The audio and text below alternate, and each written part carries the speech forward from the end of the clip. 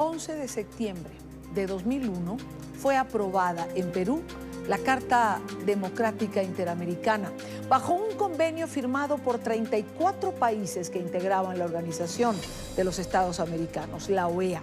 Un documento que fue creado para promover la democracia como pieza indispensable a fin de garantizar la paz y la estabilidad de los pueblos de América. Para conversar sobre este tema quiero saludar a Asdrúbal Aguiar, secretario general de la Iniciativa Democrática de España y las Américas, del grupo IDEA. Asdrúbal, bienvenido, gracias por acompañarnos. Querida Irania, rato placer saludarte. Igualmente. Estoy a tu orden. Asdrúbal, ¿cumplió la Carta Democrática su cometido? Está por cumplirlo, ¿no? Debo decir que no se trata de un texto que haya emergido de la nada en el año 2001. Hay que recordar que esa carta tiene un antecedente, la Declaración de Santiago de 1959, cuando en América Latina comenzaban a insurgir tímidamente gobiernos civiles productos de la elección directa, universal y secreta, oponiéndose a las dictaduras militares.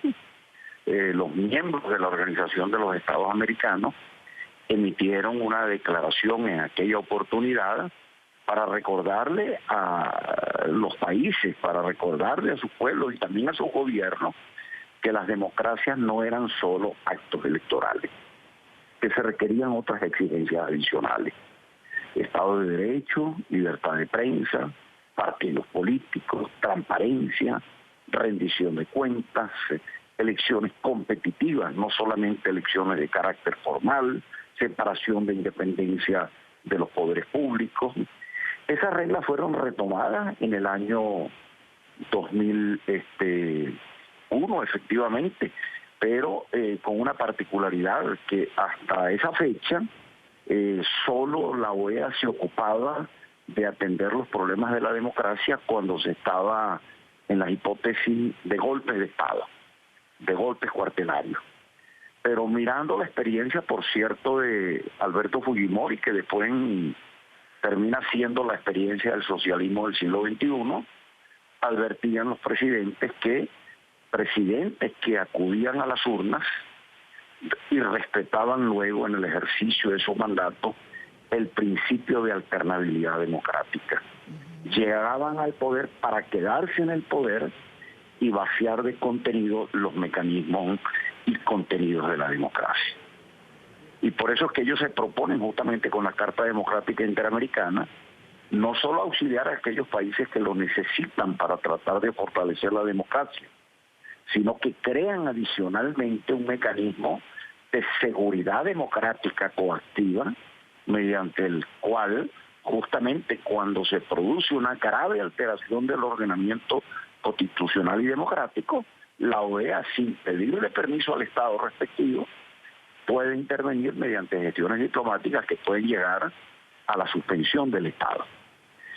Ese texto está allí, ese es un texto vigente, ese es un texto completo e integral. Por ahí algunos comentaristas han dicho que bueno, que no tiene fuerza vinculante porque es una resolución de la OEA. No, es una resolución adoptada por unanimidad. Es una resolución que interpreta tanto a la Carta de la OEA como a la Convención Americana de Derechos Humanos. Vale decir, tiene carácter vinculante como interpretación auténtica. Que no se haya aplicado como tendría que haberse aplicado hasta el día de hoy es por un problema simplemente de voluntad política. Lamentablemente la OEA está integrada no por los pueblos, sino por los gobiernos, a pesar de que la Carta Democrática Interamericana dice claramente que la democracia es un derecho de los pueblos que los gobiernos tienen el deber de garantizar. Ahora, Asdrúbal, entiendo que se usó la Carta Democrática en Honduras cuando se atentó contra Mel Zelaya, contra el presidente Zelaya. Se usó en el caso de Hugo Chávez Frías también, el 11 de abril de 2002.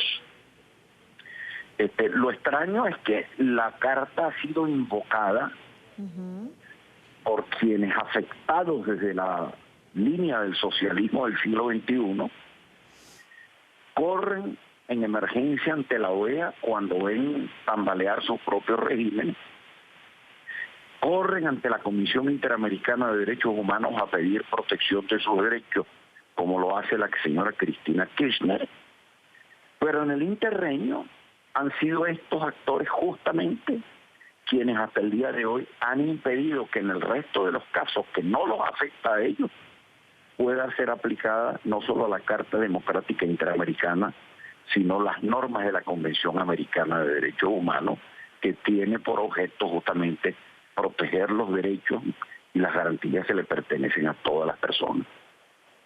Y precisamente donde algunas personas, algunos analistas o comentaristas, dudan de su efectividad, porque sirve en unos casos y en otros no. Sí, bueno, mira, pongámoslo en doble riel, ¿no? Sí. Debo decir que la Corte Interamericana de Derechos Humanos ha decidido varios casos Sí. en ejercicio de sus potestades jurídicas y jurisdiccionales, entre ellos en casos, por cierto, del Ecuador, en donde la condenatoria de los estados ha tenido lugar con fundamento en normas de la Convención Americana de Derechos Humanos relacionadas con la Carta Democrática Interamericana.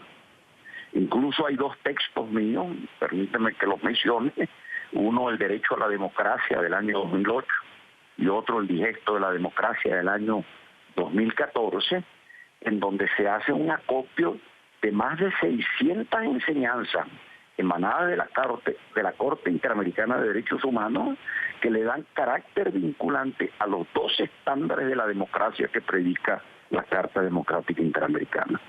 Ahora, el problema se ha presentado justamente cuando el órgano político del sistema, vale decir, la Organización de los Estados Americanos, en sede del Consejo Permanente o en caso en la Asamblea General de Cancilleres, ha entrado algún tema relacionado con la Carta Democrática Interamericana y los gobiernos obviamente no les gusta examinarse a ellos mismos de manera directa.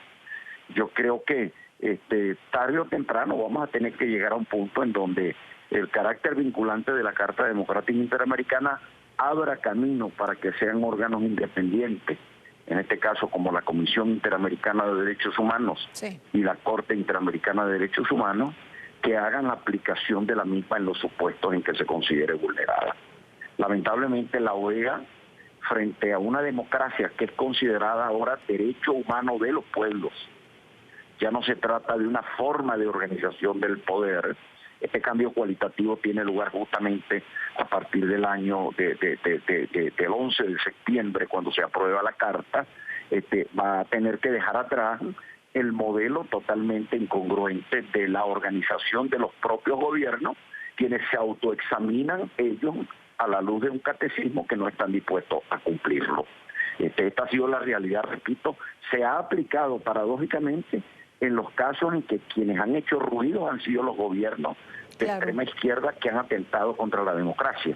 Pero cuando los pueblos han reclamado la vulneración de las instituciones democráticas por parte de autócratas procedentes del socialismo del siglo XXI, allí se han producido alineaciones que, por cierto, han cambiado recientemente, porque debo decir que la OEA, bajo la dirección de Luis Almagro, que por ello ha sido objeto de crítica por parte de algunos gobiernos, ha restablecido su fortaleza a la luz de la Carta Democrática, que la apagó, por cierto, la enterró deliberadamente como precio para su ascenso a la Secretaría General, José Miguel Insulza. Fue realmente una época muy lamentable, no así la de César Gaviria, que por cierto la utilizó para abrir el proceso de negociaciones que tuvo lugar en Caracas como consecuencia del quiebre institucional que se diera ante el gobierno de Hugo Chávez Frías. El proceso de negociación del referendo revocatorio estuvo fundamentado en las normas de la Carta Democrática Interamericana. Asdrúbal, como siempre, 1.000.000 de gracias. Bueno recorrer la historia y ver la vigencia y la importancia de la Carta Democrática Interamericana. Buena tarde para ti. Gracias. Asdrúbal Aguiar. Hasta luego.